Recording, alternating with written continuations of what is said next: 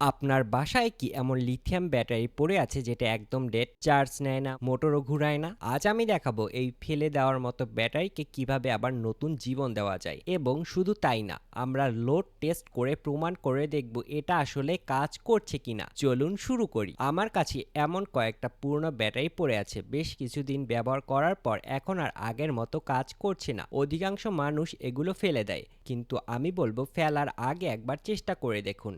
এখান থেকে যে কোনো একটা ব্যাটারি নিলাম, বাকিগুলো পাশে সরিয়ে রাখলাম। এবার 775 মোটর লাগিয়ে দেখি এটা ঘোরে কিনা। দেখতে পাচ্ছেন মোটর একদম স্থির, কোনো রেসপন্স নেই। এবার মাল্টিমিটার দিয়ে চেক করি এই ব্যাটারির জীবন আসলে কতটুকু বাকি আছে। দেখছেন 0.0708 বা 0910 এর আশেপাশে ভোল্টেজ ঘোরাফেরা করছে, মানে এটা সম্পূর্ণ ডেড বলা যায়। এবার একটা ওয়্যার কাটার প্লাস দিয়ে ধীরে ধীরে উপরের অংশটা খুলব। এখানে সময় নিন, ধীরে ধীরে চারপাশে প্রেসার দিয়ে রিং খুলবেন। এবার একটু টান দিলেই উপরের টপ অংশটা খুলে যাবে। ভিতরে দেখছেন মরিচার মতো একটা প্রলেপ পড়েছে। এবার আর একটু খুলে দেখি। এখানে লক্ষ্য করুন, টপ সেকশনে মোট 4টা অংশ আছে, উপরের 3টা অংশ শুধু প্রেসার দিয়ে লাগানো।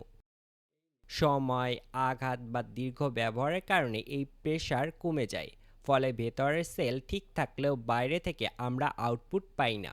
মানে ব্যাটারি ভিতরে ভালো থাকতে পারে, কিন্তু কানেকশন লুজ হওয়ার কারণে আমরা ব্যবহার করতে পারি না। এবার আবার মাল্টিমিটার দিয়ে ভোল্টেজ মাপি।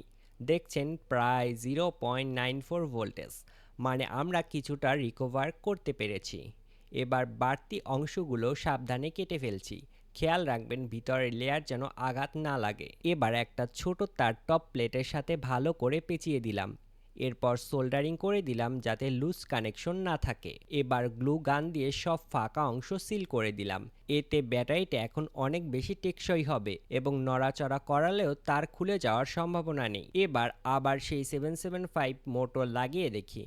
দেখছেন এবার কিন্তু মোটর ঘুরছে মাত্র 1 ভোল্টেজেই, মানে এই ব্যাটারিটা ঠিক হওয়ার পূর্ণ সম্ভাবনা রয়েছে। এবার প্রশ্ন, এটাকে চার্জ করব কিভাবে? সাধারণ লিথিয়াম আয়ন চার্জিং মডিউল ব্যবহার করে এটা চার্জ করা যাবে না, কারণ এই মডিউলগুলো 3 ভোল্টেজের নিচে নামলে ব্যাটারি চার্জ করতে পারে না। আর আমাদের ব্যাটারিতে এখন 1 ভোল্টেজও নেই। সমাধান কি? একটা ভেরিয়েবল পাওয়ার সাপ্লাইয়ের ভোল্টেজ 4.2 তে সেট করলাম।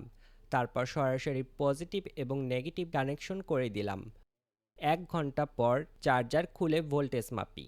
দেখুন প্রায় 3.85 ভোল্টেজ দেখাচ্ছে, মানে আমরা সফলভাবে এই ডেড সেলটাকে নতুন জীবন দিতে পেরেছি। কিন্তু শুধু ভোল্টেজ দেখালেই কি হবে? এবার আসল পরীক্ষা, লোড টেস্ট করব। মোটরটা লাগালাম, ভালোভাবেই চলছে। এবার মাল্টিমিটার কারেন্ট মোডে সেট করলাম। রানিং কন্ডিশনে নিচ্ছে প্রায় 0.56 এর আশেপাশে। এবার মোটরের শ্যাফট চেপে লোড বাড়াই।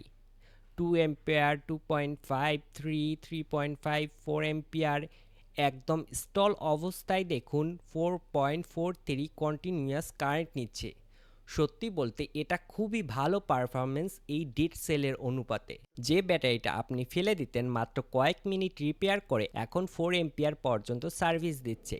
এখন আমাকে একটা কথা বলুন, এভাবে রিয়েল কারেন্ট মেজার করে লোড টেস্ট দেখানো ভিডিও আপনি আর কোথায় পেয়েছেন? এই ধরনের প্র্যাকটিক্যাল রিয়েলিস্টিক টেস্ট পাবেন শুধু আরসি টেকনিক্যাল ওয়ার্ল্ডেই। তাই এখনই চ্যানেলটা সাবস্ক্রাইব করে রাখুন, যাতে ভবিষ্যতে টেকনিক্যাল এডুকেশনাল কন্টেন্টগুলো মিস না হয়। কমেন্টে জানান কে কে এই ভিডিও দেখে নিজের পূর্ণ ব্যাটারি ঠিক করতে পেরেছেন। দেখা হবে পরের কোনো ভিডিওতে, ততক্ষণ পর্যন্ত আল্লাহ হাফেজ।